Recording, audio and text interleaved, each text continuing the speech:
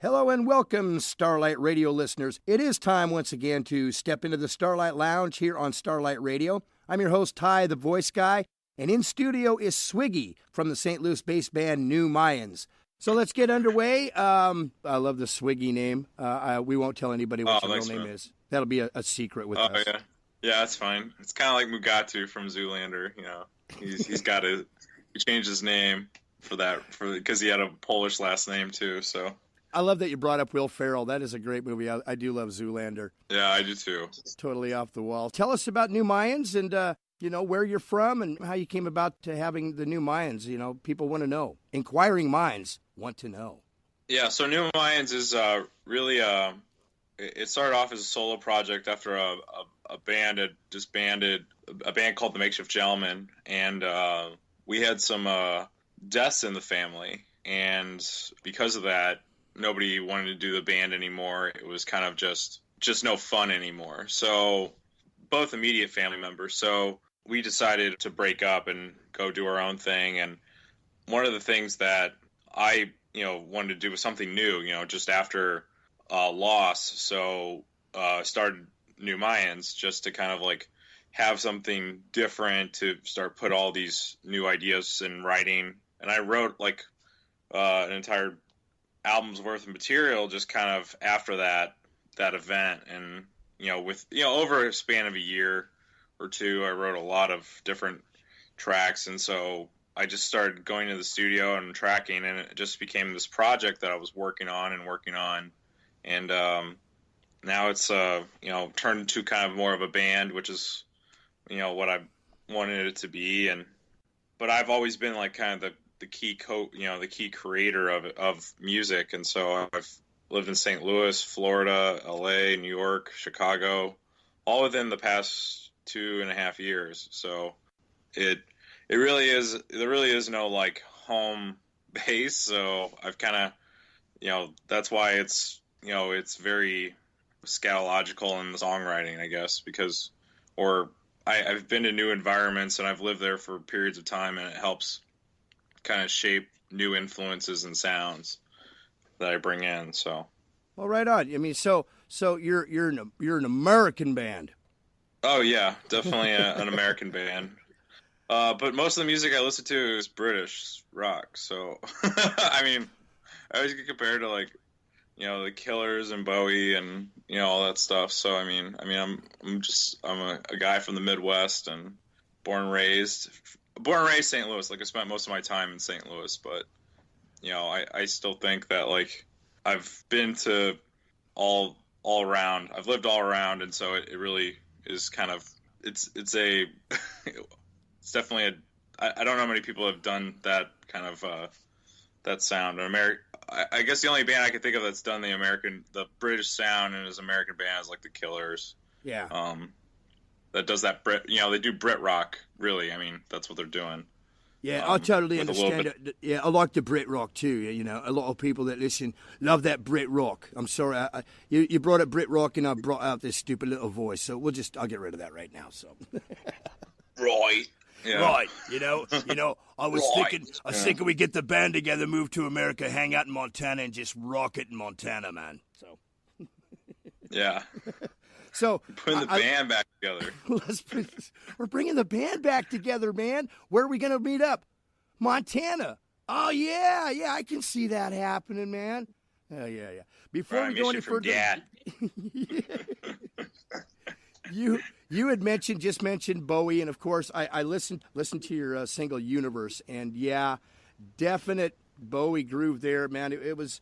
Got a cool groove. That song is awesome. That's what I was turned on to that. And I'm like, oh, I like this. I really like the way that goes. What brought about that song? I mean, saying you like the Brit rock and Bowie influence. Was that heavily influenced by Bowie, or was that one you wrote by yourself, or did you have other members that wrote that with you? No, that was definitely one that was one I wrote back when I was in my old band, the Makeshift Gentlemen, and it was actually a song that had been around a while, and I wrote most of the material for that band as well. But the sound was very different because the guys wrote their own parts, and they were very pop punk influenced. Like I was very Brit rock and they were very pop punk, heavily influenced. So it ended up sounding like, Panic at the Disco. Like we just ended up with like a smarter pop rock sensibility.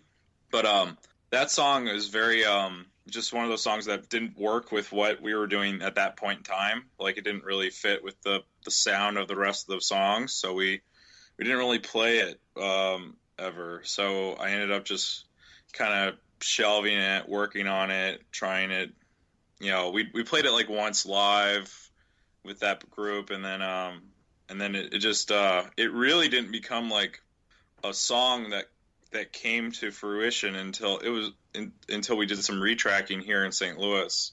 Like we never thought it was like that good of a song, and then all of a sudden we did a couple of things and it just made the song. Like there were just things that you found or that you did in the studio that you're just like when that drum and guitar first come in, like that boom boom, like that just makes the song. It actually made the song for me. And then having the harmonies come in when you kick in, it just, there's things that we hadn't even considered until we revisited it like after a couple, like near the very end of it, of mixing, before that song finally came to life. So it just takes, every song has the tightrope that you have to walk in order to get it to sound and work. Yeah. So it's funny, it took like, even after we tracked with Mario, I went back to St. Louis and tracked even more, and then it finally came out. And so we actually hedged a bet on another music video for another song, because we thought that song was the bigger single, or the song that would be a bigger single, where this one is really kind of done really well. So what's cool is you talk about the tightrope incident, walking a fine line.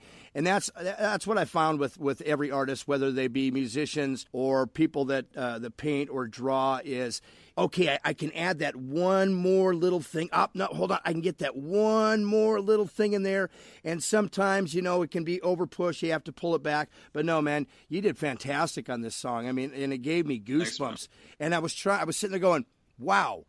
What kind of sound is this? What kind of groove is this? It's got that Bowie feel, but it's got like a kind of 70s underlaid sound to it that's really, really groovy. I really like it. Thanks, man. Yeah. I guess I'm a very visual person. And so like one of the things I always find interesting about music is how, it is subjective, but yet there are enough right things that you can do that people like to hear. And like, could you ever imagine Jackson Pollock being like, okay, that I'm done, like you said with artists, being like, okay, that's the last random stroke of paint on a, but yet, I've some of his work is in, like, it's just, it's great. You don't know how to put it into words, but so that's the great thing about music, is that there is no right answer, but yet there are aesthetics and tropes and cliches that you can do in fun new ways that still make it feel familiar while also sounding fresh. So yeah. Well, man, you made it sound fresh, and that's what I really like about your music, is it's something that I've been trying to figure out what kind of sound is that, and I'm not going to put it into a category. It's great music, absolutely great music that you guys have put together. Thanks, man. It took a long time to get it there. So I mean, and even more time in on the next round of songs. So it's going to be we're learning and we're pushing. So yeah. It's always great to keep learning. I mean, being a voice actor, I'm the same way. I'm not content being in just this one area. I like to continue and do more. I'm going to actually read your bio here because it's top notch, man. Swiggy has lived in a multitude of wastelands born beneath the streets of St. Louis. He honed his skills shouting in the sewers. He learned to play on derelict guitars and unwanted analog synthesizers that people had flushed, writing about his eventual escape where he joined a league of interstellar bounty hunters that call themselves New Mayans. Dude, I wish I could swear, but that's just awesome description. Oh, thanks. Yeah, I came up with that a while ago, and because I was reading bios, and I was just like, all these bios suck. Like, you're reading bios, and you're just like, it was like, hey, what's up? We're from Hicktown, USA, and we got a guitar from the pawn shop, and it's just like, or Guitar Center. It's like it's the most generic story. So I mean, that's why we definitely think the bio kind of is a good thesis statement, that kind of sums it up. And, that's why we really released Universe as our first single, because it kind of encapsulates what we're trying to say.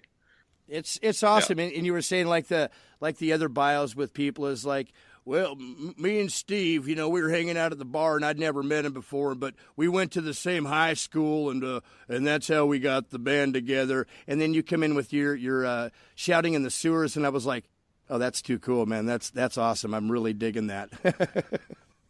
Well, thanks, man. You bet. I read the Spotlight feature in Starlight Music Chronicles website, and I was blown away by your credentials. You recorded at the Magic Shop studio with producer Mario McNulty. How was that, man? Yep. That was the most stressful, and yet, because there was a lot of no, you don't just go to these guys and they'll do it for for coupons, or it's like, hey, I got like I got a coupon here for like a free track from a guy who works with Bowie at the Guitar in France, Center. Yeah, at the Guitar Center. So don't you know? So yeah, we're from Wisconsin now. Oh, don't you know there? And gee golly, yeah. Oh, you're gonna start getting that Wisconsin thing out. Don't do that to me, because I really like cows and cheese, eh? Oh yeah.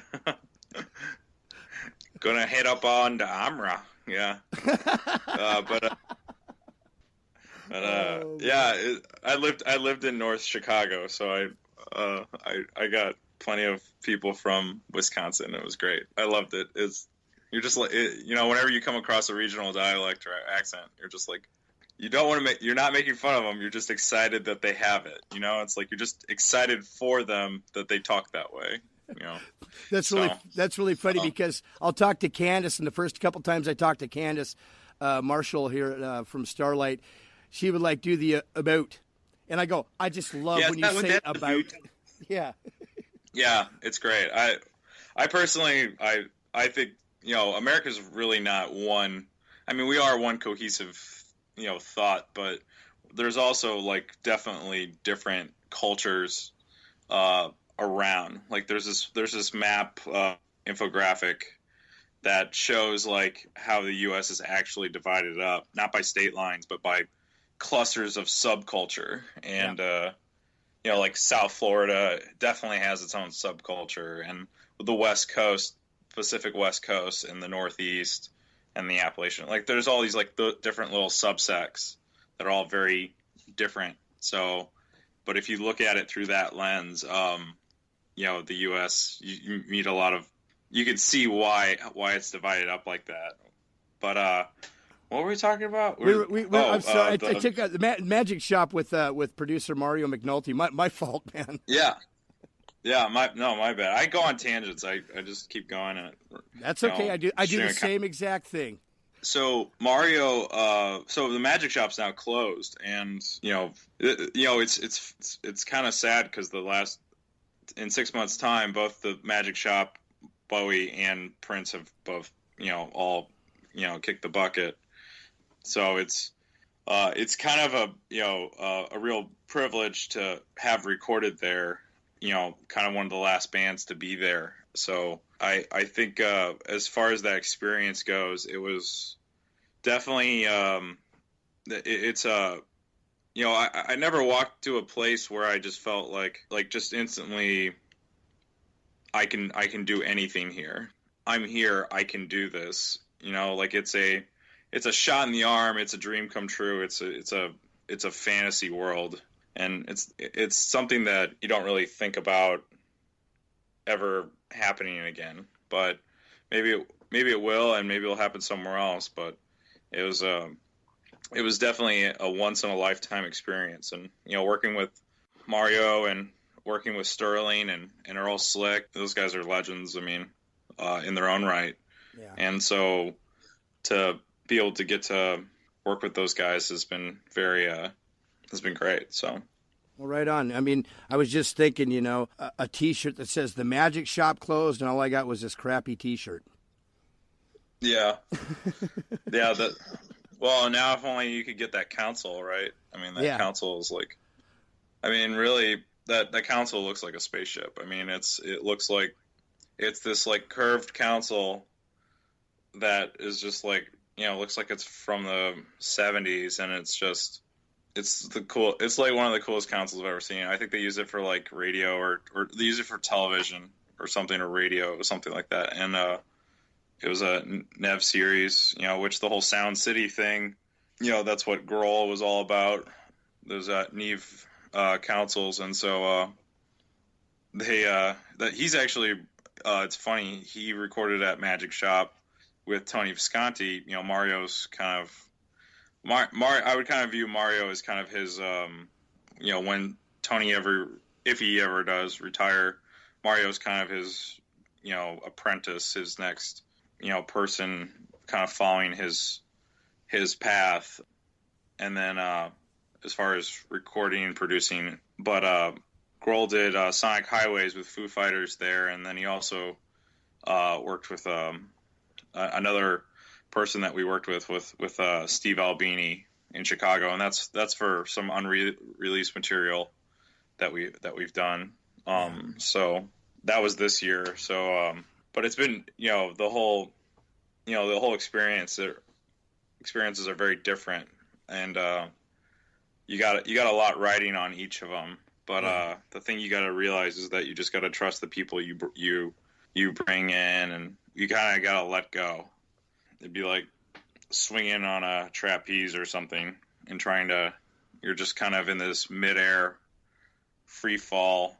You're falling with style, I guess, as Buzz Lightyear would put it. But awesome you're reference. just in this. Thanks. Yeah, you're in this. But you're in this like just the midair, and then once you finally get back on stable ground, the thrill of it is over. But yet you're at least have some sort of stability again, and kind of glad that's over, but also the thrill of it. So that's kind of the best way to put that. So. Well, that's a great analogy on that, man. That really is. And you're talking about the consoles. A friend of mine who just passed away not too long ago, Brian Richards, I went to a trade school with him. I took radio broadcasting, and he took sound engineering, and he worked on a lot of TV shows. One of them was The Blacklist. I remember him talking about the consoles, when we had met up after a few years after getting out of school, and he was like, man, it's just amazing. You ought to see the size of these things, because he was so used to working on one size small console in the recording area at the trade school, I always wanted to go visit him. Never got a chance down in L.A., but, I love the idea of a big-ass console that looks like a spaceship controls.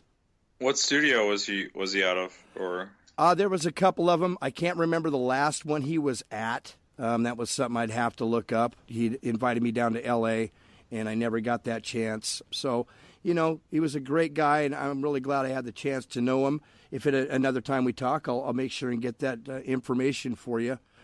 Here's something for you. What kind of things interest you outside of the music industry? What do you like to do when you're not writing, performing, being on stage? So I like to try to keep in shape, do CrossFit, and I don't do like the whole cult part that comes with it. I try to avoid that. I just do it because it's good exercise. And then let's see, I like to watch movies. Really into games, like. I started with board games, like strategy board games, and let's see, I like going out, meet new people, go cocktail bars, trying new places. And one of the best ways to do that is sometimes going on dates. Like you just meet people that are different than you. I like travel. I like to travel the country, the world. Been to Europe a couple of times, been to Asia. So, that's kind of what seems to preoccupy my time. Did you ever play D&D? And you play what? Did you ever play Dungeons and Dragons? I did. We played it like once and but it was only like with a couple of other guys, and I think we played it for like maybe an hour or two, and after we were like, the guy who was the dungeon master, we're just like, he's the wrong person to be the dungeon master. So we're like, because he was kicking all of our asses. So no, we played more like, our geekiest thing was like Battle Masters or like Heroes Quest, or we played like, I don't know if you remember those games. Heroes Quest is a great game. I really enjoyed it. It's a quick version of D&D. I love it because it's like exactly what you expected from, like, say, certain, like, I'm surprised there's not a game out there, like on a video game out there that does that same concept, where you have a map, you make moves, but then something happens if you land on a certain tile. Like, you have certain magic cards that you can play. I mean, we geeked out on a lot of stuff like that, and so I guess I was always really good at Risk. Loved playing Risk, and then got into Axis and Allies. If you ever want to find out if a girl is worth marrying, have her set up on on a date, Axis and Allies with you, and if she'll stick around, odds are she's a keeper. She's marriage material. I'll say that. She's definitely marriage material. No woman would ever put up with that. 3 hours just to set up the damn game. We'd set up the board game, and then we'd be like, I don't want to play anymore. I'd be like, yeah, I don't either. So, yeah. Sounds like one of those long Monopoly tournaments that you get. It's like, God, how long have we been playing this? 12 hours? I am done with this game, man. What turn are we on? Oh, well, we're still on the first turn. It's like, I think if we got to the second or third turn in a game of Axis and Allies, we were kicking ass and taking names. We were motoring, but that happened like once, and nobody understood. Like, the rules are so hard, but I don't know. There's something about it. I don't. There's something about the physicality. I consider it kind of similar to, like, software versus hardware synthesizers. Like, using a software synth, I'm like, that's cool, but it still all sounds like the same. It doesn't sound real. It's like, it's good for efficiency's sake, but quality's sake, it doesn't sound as good. And yeah, people could say, well, oh, you can't tell the difference once I add effects on. I'm like, yeah, but it doesn't have that same weight or heaviness to it. And so a song like Universe, what we did is we use a JP8 on the bass lines, that first intro, and that gives it some serious weight to where, yeah, we still have some digital. We have a MS-2000 on there that's digital modeling or analog modeling. Virtual analog is what it's called. We have that on there as well, and that just kind of gives it still sounds analog. So, because it's a real hardware instrument playing out the notes instead of like some software thing which has no, it just doesn't sound real. I don't know how else to put it. It's definitely a different. It's apples and oranges, really. I mean, and it's not fun. It's not intuitive. Like, you don't get to. It's harder to tweak and mess around. This was awesome. Let's do this. What can we expect from the new Mayans in the next 6 months? Next 6 months, probably in the next 6 months, expect a music video. Expect a party. Like, we'll do a release event. It depends on what city. Maybe St. Louis, maybe LA, maybe somewhere else. I don't know. But the idea is to do an event for the next music video and just kind of do a release party. So that's the next step for now. So as far as new music's concerned, and then more live shows. Are you going to be coming up to Seattle? Seattle, I don't know. I'm sure at some point I will, but as for right now, I have no immediate plans for Seattle. So, but I mean, I feel like I've always wanted to go to Seattle. Yeah, I have never been, but it seems like a really cool town. I mean, I go to San Francisco a lot, and so that's just one of those. I imagine like Seattle would be similar, but just different. That and Portland, I always kind of want to check out. Well, so I mean, yeah, the Pacific Northwest is definitely. I think it's a cool area. Well, something like it. if you come up here, make sure you get a hold of me. And let's do this one last question. This is something I'm really interested in. What venue, Sure. festival, or tour has been your favorite? That I've seen or that I'd want to be a part of? Or That you have been a part of, let's say. Probably my favorite venue was probably House of Blues, Chicago. We played up there late last year and around Halloween, and it was it's a killer venue, man. I saw Brand New play there, and it's just one of those venues that we got to play, and I was just ecstatic. The sound quality was phenomenal. Like there was a crowd, and it was just.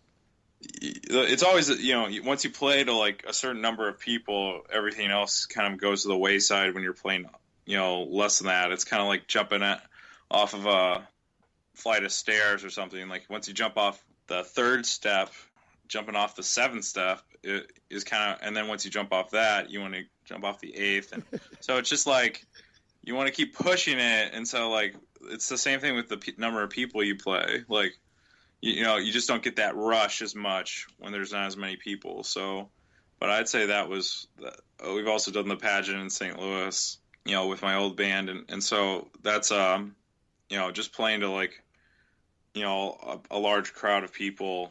I don't know. It just gets the blood pumping and it gets you going. So I'd probably say that's been my favorite House of Blues for sure.